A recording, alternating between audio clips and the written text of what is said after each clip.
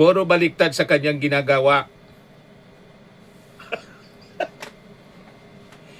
About values, mga kababayan, nag-topic din siya about values. Baliktad sa kanyang mga ginagawa. At sabi niya dito sa kanyang pagsasalita, mga kababayan, kayuan niya yung magiging future vice presidents.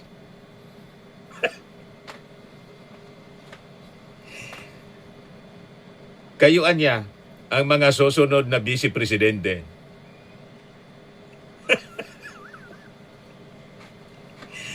Ibig sabihin, lahat yun, dun na mga elementary graduates ng Zamboanga del Norte, saka yung kinder, lahat magiging mga politiko at susundan yung yapak ni Sara Duterte. Yan ang sabi ni Sara. Yan ang pakinggan ninyo, mga kababayan.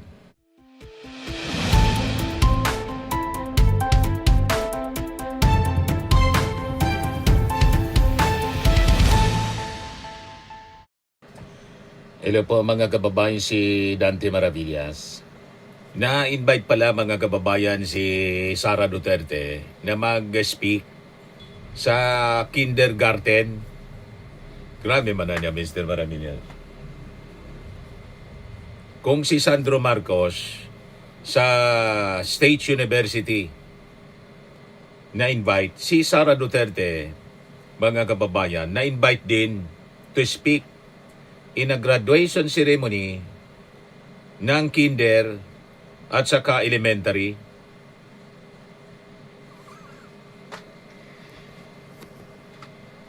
Pang-kinder niya, Mr. Barabilla, si Sara. Hindi ko man sinabi na pang-kinder lang si Sara. Sinasabi ko lang yung facts. Si Sandro, in-invite sa State University as speaker. Marcos State University sa Ilocos. Si Sara sa Zamboanga del Norte, Mindanaoan sa isang elementary school and kindergarten school, na-invite din siya.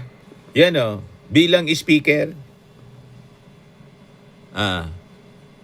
Mga kababayan, Palandok Elementary School. In-invite siya.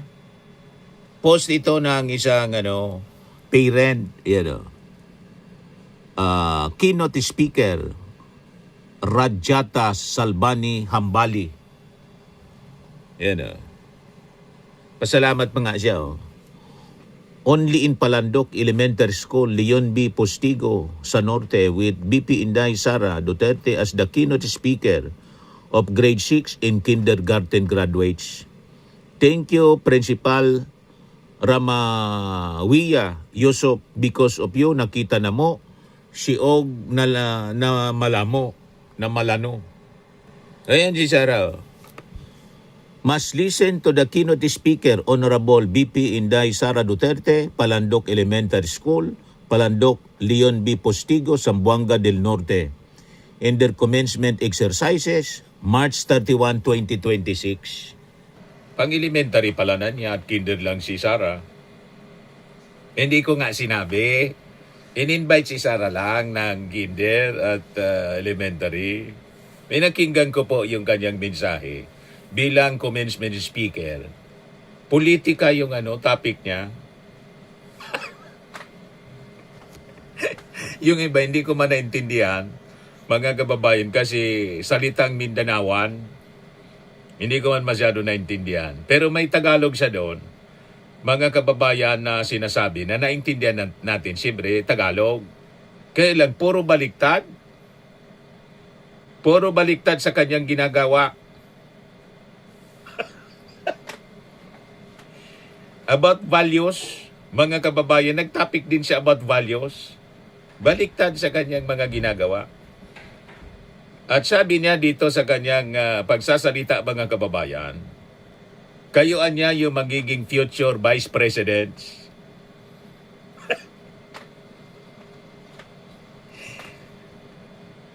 Kayuan niya ang mga susunod na vice-presidente.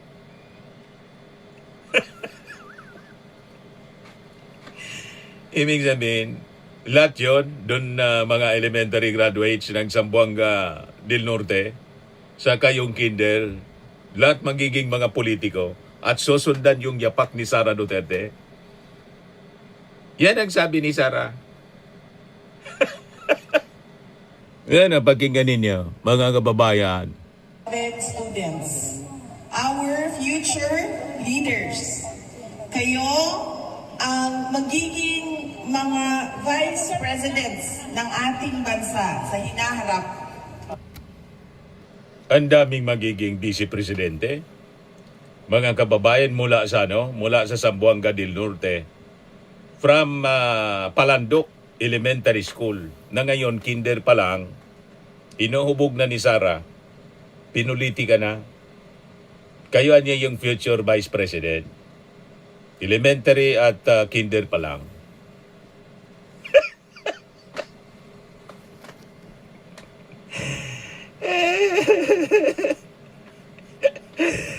Sundan anya ninyo yung yapak ko, vice-presidente.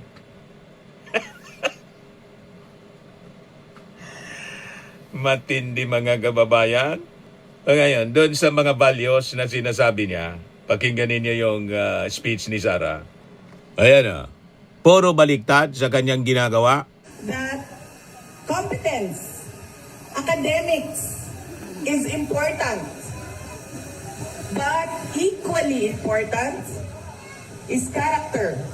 Karakter daw, values. O magandang asal. Magandang asal daw. Tawag sa Bisaya, maayong pamatasan.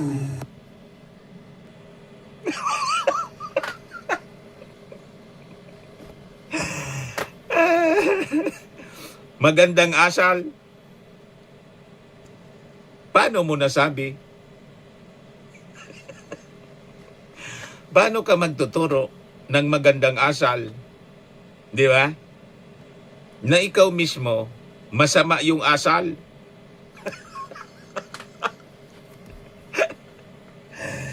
Ay, naku, Sara Duterte. Puro baliktad. Hindi ko maintindihan kung ano yung feeling niya habang sinasabi niya yon. Taas noon niya na binibigkas na dapat niya kayo ay magkaroon dapat ng magandang values, magandang asal. Kumusta naman, Sara, yung pagbabanta mo sa ating Pangulong Bongbong Marcos at pinagmumura mo, pati si Lisa Marcos at saka si Martin Romualdez, PUTA. Alangan man hindi yun nakita ng mga kindergarten at elementary.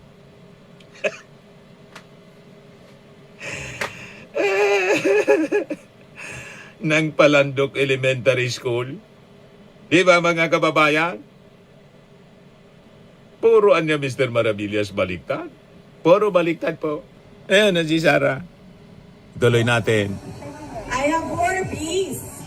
B-E. Hindi yung letter B. Yung word na B-E. B. I always remind my children. I have 3 kids. Ang galaw ng camera. One is 18 years old, one is 13 years old, and one is 9 years old. And before they go to school, I remind them of the 4 B's. Ano daw? I want to share this with you this morning to keep in your heart as you journey through high school. The first, ma'am, Sulat o magbasa. Naputol. mag-practice, ma'am. Basa. Ano sila, mama na nila nila. Mag-practice, ma'am. Mag-practice magbasa. At practice, ma'am. Magsulat. Yan. Kasi kailangan natin yan para matuto. Paintindihan natin kung ano yung mga tinuturo ni teacher. Okay? Dalawa lang yan. Practice sulat, practice basa. Okay? Sa ating grade 6 graduate. Yan.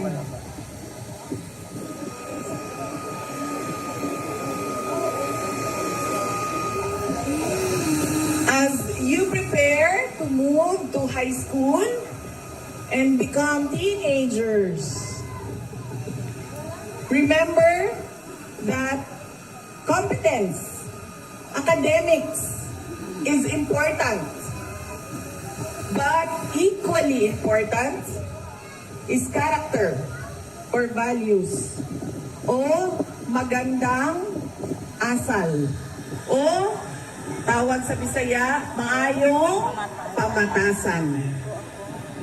Believe kayo? Nagturo ng magandang asal yung walang magandang asal.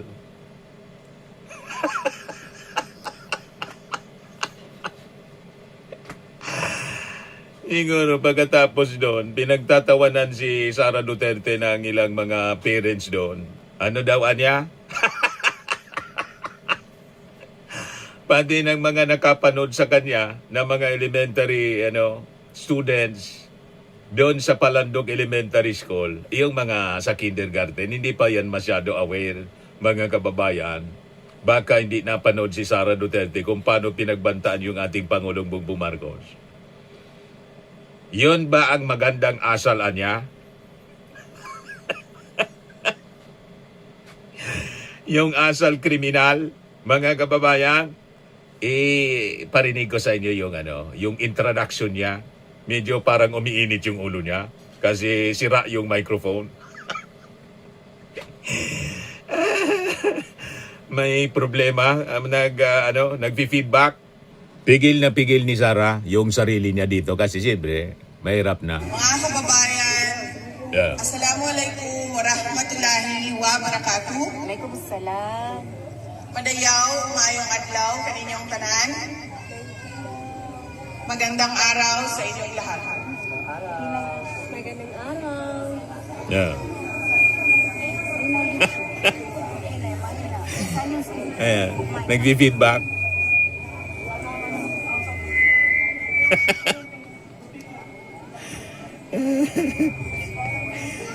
Ayan.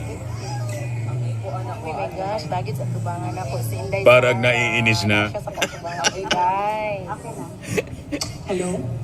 Okay na, okay na. Huwag iinit ang ulo, ha? Nakakaya. Unahin ko po muna ang aking mga pagpapasalamat. Daghang salamat sa ato ang teaching and non-teaching personnel of the Department of Education sa Palandok Elementary School for your invitation for me to attend the graduation ceremony of our kindergarten and grade 6 students in Palandok Elementary School. Thank you very much. Ayos. Very good. At pangalawang pagpapasalamat ko ay ang pagpapasalamat ko sa inyong lahat, mga kababayan, sa patuloy Medyo ninyo naiinis-inis na. pagtitiwala at support sa akin, nasisira. kasamahan sa tanggapan ng pangalawang Pangulo. Nasisira yung microphone. Medyo nainis-inis na, oh.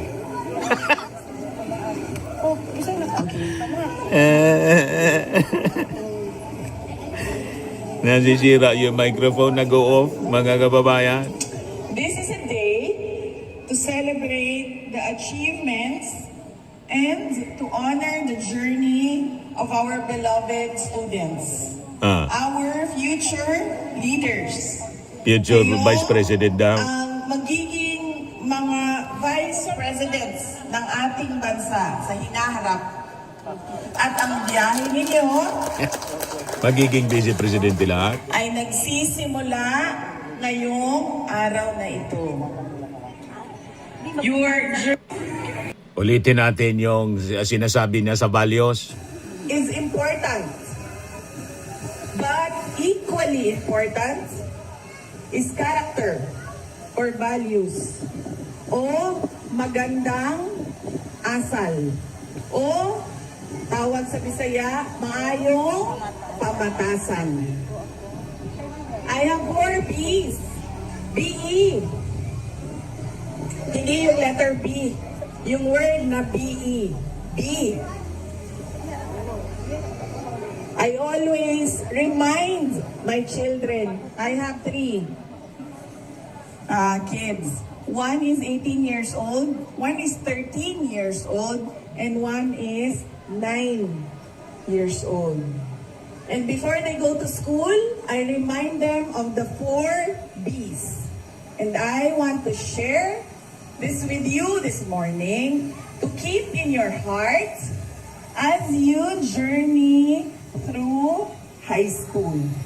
The first, ma'am, Ano, ayos pa? Convincing kayo? Kumbinsido niya, Mr. Maravillas? Tama ka niya. Puro baliktad yung mga pinagsasabi ni Sara Duterte. Anyway, yan man lang po, mga kababayan. Ako po si Dante Maravillas. Bye-bye.